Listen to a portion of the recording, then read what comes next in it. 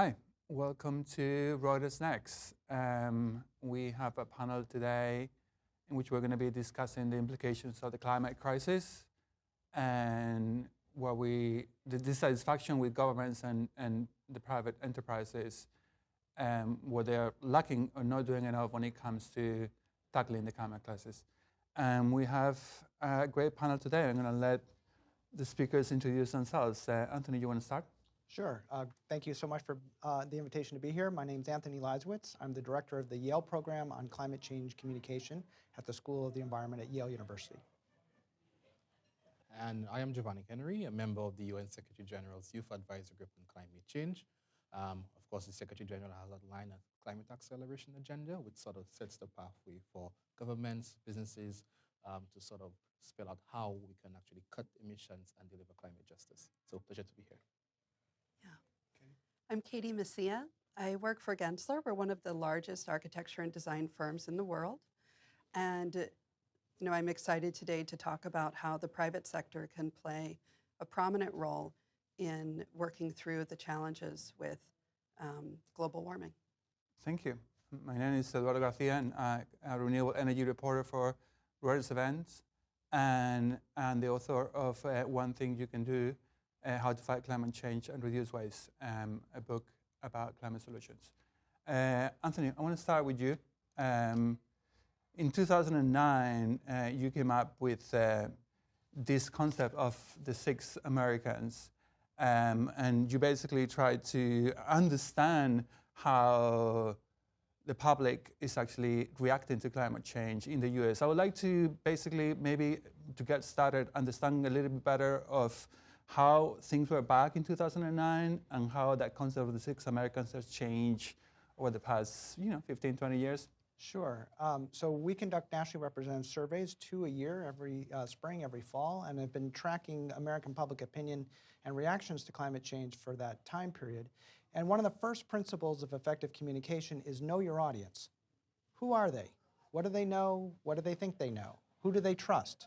Where do they get their information? Hopefully Reuters. And what are their underlying values? It's only once you understand who your audience is that you can then engage them where they are and help them take the next step in their learning journey. And when we started this project back in 2008, many people assumed that there were just 2 types of Americans, those who were climate believers and those who were climate deniers. But we very quickly realized that was far too simplistic, and so we basically used a technique called segmentation analysis that companies use all the time to understand markets. We then applied it to the issue of climate change, and we identified 6 different Americas within the United States. And just to very quickly run through them, in our most recent study just a few months ago, the first is a group we call the alarmed. These are people who are firmly convinced it's happening, human-caused, it's serious, and they strongly support action. That's about 27% of Americans. Then comes a group we call the concerned. These are people who think it's also happening, human-caused and serious, but they still tend to think of the impacts as distant in time and space. So they do support action, but don't yet understand why it's urgent to act. That's also about 28%. Then comes a group we call the cautious at 17%. These are people still on the fence. Is it real? Is it not? Is it human? Is it natural? Is it serious, or is it kind of overblown? They're paying attention, but are still confused. Then a small, but I think important group we call disengaged at 7%. These are people who basically say, I don't think I've ever even heard that term global warming before. I don't know what the causes, consequences, or solutions are. So for them, it's just basic awareness. And then 2 groups at the end that we called the doubtful and the dismissive, both at 11% each. The doubtful basically say, I don't think it's real, but if it is, it's natural. Nothing we humans have anything to do with, nothing we can do anything about. So they don't see it as a risk. And then last but not least is that group we call the dismissive. Again, only 11% who are firmly convinced this is not happening, it's not human caused, it's not a serious problem, and most of whom quite literally tell us that they're conspiracy theorists. They say it's a hoax, it's scientists making up data, it's a UN plot to take away American sovereignty, it's a get-rich scheme by Al Gore and his friends, and other such type of conspiracy narratives. So what's really interesting is watching how those different groups have changed over time. And even 10 years ago, basically the alarmed, the most engaged group, and the dismissive, that most dismissive group, were basically tied at about 12% each. So for every 1 alarmed, there was 1 dismissive. Fast forward now to today, that alarmed group has more than doubled in size. Okay? And while the dismissive have not changed, they're basically exactly the same. So now there are nearly 3 alarmed for every 1 dismissive in the United States. And that reflects a fundamental shift in the underlying social, cultural, and political climate of climate change. And it's a major reason why states across the country have been taking such bold climate action, as well as, of course, the federal government, especially with the Inflation Reduction Act, the Infrastructure Act, and even the CHIPS Act. So just to say, we're seeing significant changes among the American people over the past decade. Okay. Obviously, your research focuses on population here in the U.S. Giovanni, you are not from here. You're from San Lucia, which is a Caribbean country that is basically in the eye of the storm, to put it somehow. I mean, I would imagine that in your case, you know, how these 6 categories apply to San Lucia? Would you say that there's like, you know, a higher percentage of people that actually alarm? Yeah, no, I'm glad to hear that there is an increase in the proportion that are being alarmed. Perhaps young people, I think, may form a critical part in that. And now that we've seen even greater youth movements, which I always say 10 years ago, you know, the youth movement in the climate space, the advocacy space in the US and across the world is not what it is right now. You know, so perhaps maybe now that there's an increasing portion of young people who are becoming alarmed for obvious reasons, because recognizing that the climate crisis poses a threat. And I also say it poses a global security threat, not only for the current generation, but for future generations. So perhaps maybe one of the contributing factors. But taking it back, you know, coming from a small island developing state, which in fact I like to say now is sort of the best time to visit, so inviting all to visit in the winter.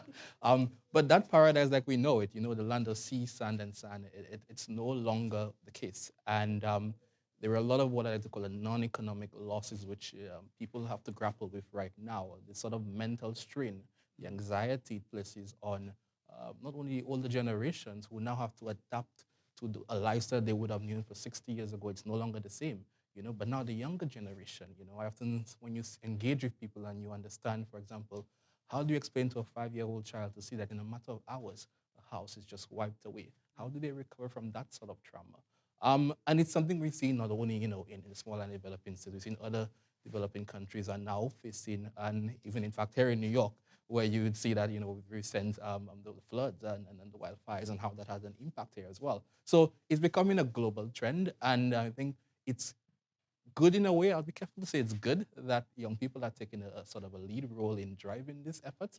And of course, we're on the road to COP28, where you're seeing the continued youth movements across the globe, because it's key. But there's also key, how do we merge that gap between the youth movements, the governments, the private sector? And that is going to be key in ensuring that we deliver this collaborative approach. I often say that you have so many green entrepreneurs who have innovative ideas, but how do we scale up this simple idea from an island in the Pacific, you know, island in the Caribbean, where all they need is just that ability to scale up this technical support and financial support. And then that is where there's a need. How do we create that enabling environment? And the private sector can play a role in this space. You know, governments have to create the enabling environment, first of all, for the private sector, who would then be able to sort of, through that tripartite approach, I think that is key. But in a nutshell, it's good to see, in a way, sad to say, but it's good to see that now we have a greater level of youth involvement within the policy level as well, but also in the sort of implementation now that there's an increasing effort to supporting youth efforts. Because it simply cannot be, and I will say it's not a one-size-fits-all. There is no, I wish AI could have just given us a solution to climate change. It's not there as yet, but it requires collaborative approach. And we're seeing small steps, but positive steps in that regard. I want to go back to youth activism in a little bit, but I wanted to pass the ball to Katie, because I understand that this concept of the 6 Americans is something that has actually helped you to relate with your clients. And, you know, in a way, you are here at least a representative of the private sector. I mean, what does that concept mean to you as a professional, and how does it help you to make sense of your clientele? Yeah. Well, first, at Gensler, we believe that design in all of its forms is part of the solution to climate change. And so we work towards that goal on every project. What that means is that we need to understand where our clients are coming from, as you said. We need to understand what they are thinking. We need to understand the political climate in which they're operating. And when we propose solutions through design that impact climate change, we talk about it in different ways. And we often look at your analysis of specific locations to understand how we might discuss it. For example, if we are working with an area that has been hit by a recent storm and it's in a rebuilding effort, we might not talk about climate change and what you can do from a value point of view. Instead, we might talk about severe weather events. We might phrase it that way. And we might talk about how the business for whom we're building can be resilient in terms of business continuity. And that message, because it's more specific to the area, to the client, and to their direct needs as a business, will resonate more than if we approach it from a values point of view, that you should do this because it's the right thing to do. Often we need to connect it much more directly to the business success of our clients. Is that something that can, would you say that can help make a difference? I mean, I was thinking that actually construction and design in a way is one of those sectors that is like harder to decarbonize. I mean, are your clients kind of like aware of that, and are they actively seeking projects that are more sustainable? Yes, we are seeing our clients seek more sustainable projects, and it's coming from different directions. So, and one example is we have a fair number of clients who have made commitments that they will decarbonize by 2030 or maybe 2050, and they don't know exactly how they're going to get there. So we often share the statistics that you're talking about how impactful real estate can be in their carbon footprint. And this is true more of knowledge workers than it is of companies who manufacture goods. But we often position it as a way that they can make a real, tangible difference. And they are looking for ways to meet that commitment that they've made. And they're also looking for ways to demonstrate both to the world at large, for their brand, and to their employees, how they are committed to climate change. And they want to make sure that they have great stories to tell, and they want to make sure that it's not just lip service, that they're really following through with their commitments. So although they may not have had the initial idea that real estate was the way to do that, I think through conversation we're able to share with them how great of a tool it is. I think, in this conversation is key to understand what climate action means and what kind of climate action we're taking. Anthony, I would like to hear more about, this group of alarmists that you say that is clearly increasing in size. I mean, what is that they're doing to tackle the climate crisis, and are they being effective from your personal point of view? The alarmed, you mean? Yeah. Yeah. You have to actually break the alarmed apart into several different groups itself. And I'll roughly say that about a third of the alarmed are very active, and they're taking a variety of actions. Those are household actions. What can they do to basically lower their own contribution to climate change? So that could be buying clean energy, it could be changing their diet, it could be changing their transportation choices, it could be rethinking their lifestyles, the way that they consume, from food to fashion to consumerism more broadly. But what they really are most interested in is knowing, what can I do as a citizen? What can I do to put greater pressure both on government officials to do more to create the enabling conditions he was just talking about, but also a very strong interest in rewarding and punishing companies for their action or inaction. And we find actually that about half of Americans say that they would be willing to reward or punish a company for their actions on climate change. So it's just to say that companies, I think, are absolutely not just doing it because it's the right thing to do, or because they know that they're in a real competition for talent, and the talent wants to work for a company that they believe in, but they're also feeling the signal coming from their customers. That customers are increasingly saying, look, if I have a choice between your product and service or this product and service, and this one's going to be better and more aligned with my concerns about climate change, I'm going with this one. So it's just to say, I think we're in the middle of a very quickly and evolving situation around public awareness and engagement with the issue. And is that across all ages, would you say, or in this particular case, maybe young people being more proactive and more, taking climate action? So what's been fascinating is that for years we did not see a generational difference from young people to older people in the United States. That changed in recent years, however, but not in the ways that many people assume. For instance, we find that young Democrats basically have the same concerns about climate change that their parents and their grandparents do. But the real interesting difference is actually among Republicans. Young Republicans are much more engaged and concerned about climate change than their parents or their grandparents. And so we're seeing how this, of course, is inflected through American politics, but we're really seeing it's those young Republicans that are much more engaged with the issue than their older generations. Okay. I mean, one of the things that's been coming a lot on the media over the past few years is this idea of climate anxiety, right? Which seems to be like, you know, I mean, affecting in particular young people who are going to face, you know, the climate crisis over the next few decades. Would you like to comment on that, Giovanni? I mean, on how maybe, you know, how it contrasts between like people who actually live in, you know, the South that is going to be impacted the most compared to maybe people who live in New York, where you actually live in now. You know, how does climate anxiety compare between those two groups? Yeah, I think interestingly, just interacting with with young people from both the global North and the South, it's interesting to see that how this divide previously it seems to be closing, and it goes back to the point I mentioned. Of course, definitely from the global South, there is a great deal of anxiety from not only young people but across generations because it's an everyday experience. I mean, how can you sort of comprehend or sort of put into words being in just a matter of hours a tropical storm can convert to a Category 5 hurricane in hours, and you lose. How do you restart? So there is a lot of this anxiety. I always use the example whereby, in fact, one of the personal experiences was on the Christmas Eve back in 2013, which is an out of season, and we were just devastated by this tropical storm. And it's like now Christmas is no longer the same, not only for me, but for many of us. You have this sort of fear that something else can happen again on this day.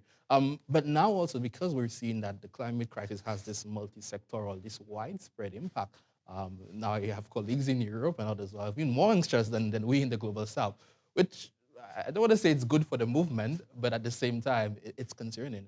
But it can really and truly be a catalyst to drive the sort of accelerated action, which we now much needed at the political level and so on. So it's a bridging divide. Sad to say it took, unfortunate situations, but really we hope that can be a catalyst, to really drive action across. Yeah. I don't, maybe Katie, you want to comment on this, but in terms of the private sector, how can companies help turn this climate anxiety into actual action, something that will benefit, the society as a whole? I think it is important to move from talking about generalities around climate and talk about specific action that you can take. And there are specific individuals and specific roles that people play that facilitates them having more of an impact than others. So the construction and design industry is responsible for 40% of the world's greenhouse gas emissions. So we feel that designers, especially of buildings and renovating buildings, have a unique opportunity to have widespread impact. It is almost generational in terms of, somebody deciding to recycle at home, right? Everybody should be doing those little things. Everybody should be doing them. But for those professionals that have the opportunity to, in their day-to-day work, change and shift what they're doing so that their work has a profound impact on our greenhouse gas emissions, we should all feel empowered to do that and should move forward in every way that we can. We have a little time left. I mean, before we close, I think maybe we're going to take each of you a few seconds, to highlight something positive that you've seen over the past few months or years when it comes to climate action. Anthony, you want to start with that? Sure. We've actually asked Americans, what gives you hope? Okay? What makes you feel like, yes, we can in fact do this? And the number one answer by a long shot is seeing other people take action. And it's just to say how vitally important it is that all of us, whether as individuals, as leaders, as businesses, as designers, as doctors, as nurses, as TV weathercasters, as people of faith, etc., use our voice. It's the one superpower every single person has to basically say, this issue matters, and it matters to me, and moreover, I and we can in fact do something about it. We can make a difference. And when we act, people not only just hear what we say, more importantly, they see what we do. And it's just to say that role modeling that I think we all can do is one of the most powerful things that any human being can do. Giovanni? Yeah, I think I always like to compare the climate crisis now to the pandemic in a sense whereby 10 years ago, the climate crisis was more or less sort of a theoretical concept. Only a small group of people were discussing about it, researchers, academics, and so on. But now it has become sort of a global phenomenon. And, media, private sector, everybody sort of taken a greater interest in the current. So that's a positive step, I think, in the right direction towards keeping and encouraging action. Secondly, also motivated by the fact that we've seen more investments in innovative technologies and solutions that can contribute to whether it be in energy, whether it be in water, health, and so on, that there's that making that nexus between the various sectors, and there is also that drive towards advancing solutions. And for me, that sort of gives hope in that we are potentially heading to the right direction. I would say that, each private business or private company works with many other businesses in the private sector. So what I'm finding hope in is that when the private sector begins a seed, they can pull with them the value chain that works with them. So, for example, we've asked companies that manufacture goods to lower the embodied carbon emissions of the goods that they're producing, because we know that we have some market influence, and we have seen them respond splendidly with willingness and gratefulness that there is some guide helping them understand where they need to go. So none of us can do it alone. We all need our partners, but if you have the opportunity to set forward a path that others can follow, that's where the magic is, because it's not just you, it's you and everybody else making a difference together. Brilliant. Well, Anthony, Giovanni, Katie, thanks a lot for your time. It was a brilliant conversation. And to the audience, I hope you enjoy watching this panel, and I hope we're inspiring you to take some climate action. And this was Reuters Next.